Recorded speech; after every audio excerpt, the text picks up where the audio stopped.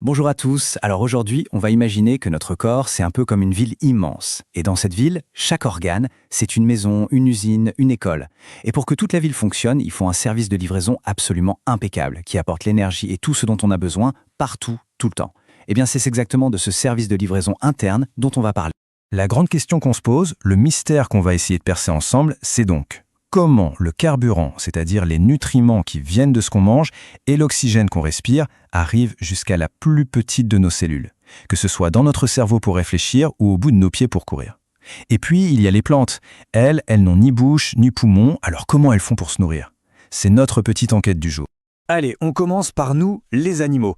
Pour nous, ce service de livraison, c'est un réseau d'autoroutes incroyable, un système hyper performant qui traverse tout notre corps. Alors mettons nos casquettes d'explorateurs et allons voir de plus près comment ça marche. Sur ces autoroutes, qu'est-ce qui circule?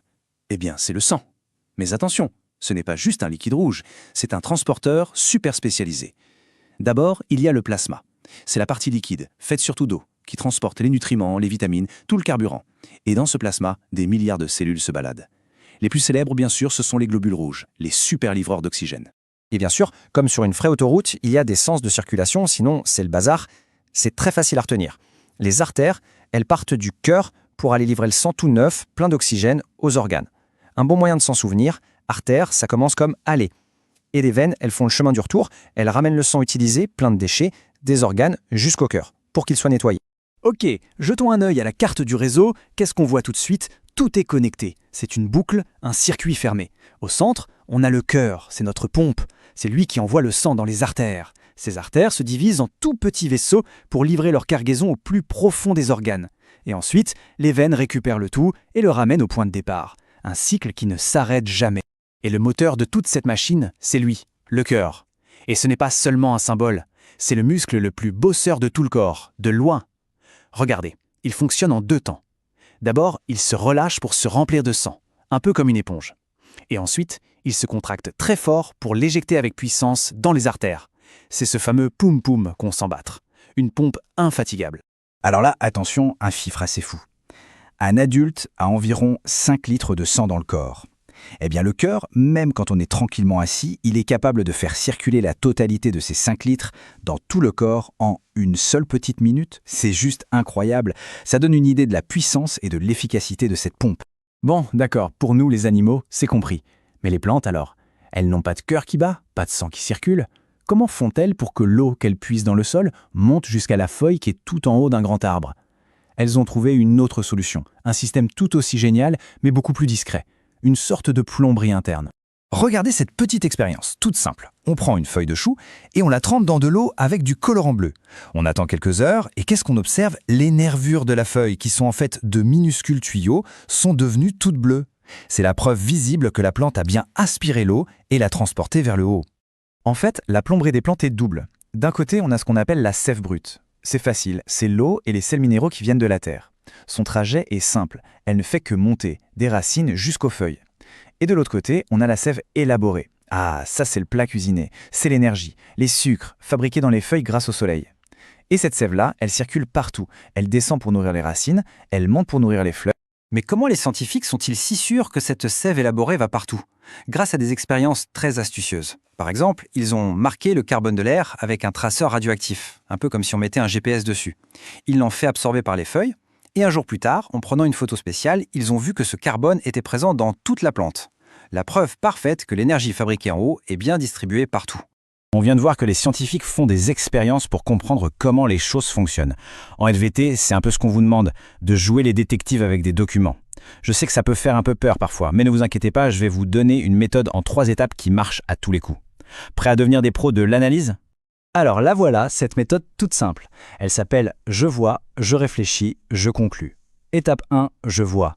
On décrit ce qu'on a sous les yeux, tout simplement, sans interpréter, juste les faits. Étape 2, je réfléchis.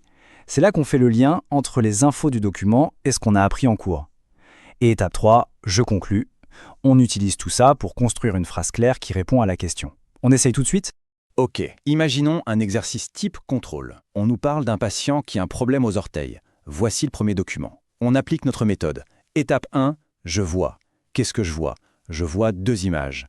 À gauche, une coupe d'artère presque bouchée par une plaque. À droite, une artère normale, bien ronde et ouverte. Voilà, c'est tout, on a décrit. Souvent, on a un deuxième document. Ici, un tableau. On continue.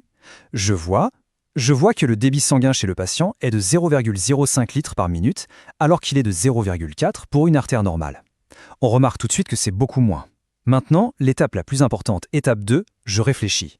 Je connecte tout. L'image montre une artère bouchée. Le tableau montre un débit très faible. Et je sais que le sang transporte l'oxygène vital. Donc, artère bouchée égale moins de sang qui passe, égale moins d'oxygène qui arrive. C'est logique. Et on termine avec l'étape 3, je conclus. On rassemble nos idées pour répondre à la question « Pourquoi les orteils du patient meurent-ils ?» Une bonne réponse serait « L'artère du patient est bouchée, ce qui fait que le débit de sang est très réduit. Par conséquent, ses orteils ne reçoivent plus assez d'oxygène et de nutriments pour vivre, donc les cellules meurent. » Et voilà, la réponse est complète, justifiée, parfaite. Alors, au final, pourquoi on a passé du temps sur tout ça? Parce que comprendre ces systèmes de transport, que ce soit l'autoroute du sang ou la plomberie des plantes, c'est comprendre une des conditions les plus fondamentales de la vie. Sans un bon service de livraison, aucun organisme ne peut fonctionner. Ce schéma bilan est génial pour tout remettre en place. À gauche, le système animal. Une pompe, le cœur, et un circuit fermé pour le sang. À droite, le système végétal. Pas de pompe, mais 2 circuits de sève qui circulent dans des sens différents. On a donc 2 stratégies complètement différentes inventées par l'évolution pour répondre exactement aux mêmes besoins. S'assurer que chaque cellule reçoive ce dont elle a besoin pour vivre. Si on devait repartir avec seulement 3 idées en tête, ce serait celle-ci. Premièrement, les animaux ont un système circulatoire, une sorte d'autoroute avec un cœur moteur et le sang. Deuxièmement, les végétaux ont un système de plomberie avec 2 sèves qui font des trajets différents.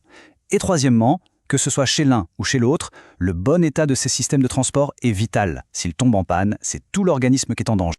Et pour finir, je vous laisse avec une question pour réfléchir un peu. On a vu l'exemple de l'artère bouchée. On sait maintenant que ces bouchons sont souvent formés par une accumulation de graisse. Alors, la question est, comment est-ce que nos choix alimentaires de tous les jours peuvent influencer, en bien ou en mal, l'état de nos propres autoroutes intérieures? Ça nous montre que la SVT, c'est directement connecté à notre santé tous les jours. Pensez-y. Merci de votre attention et à très bientôt.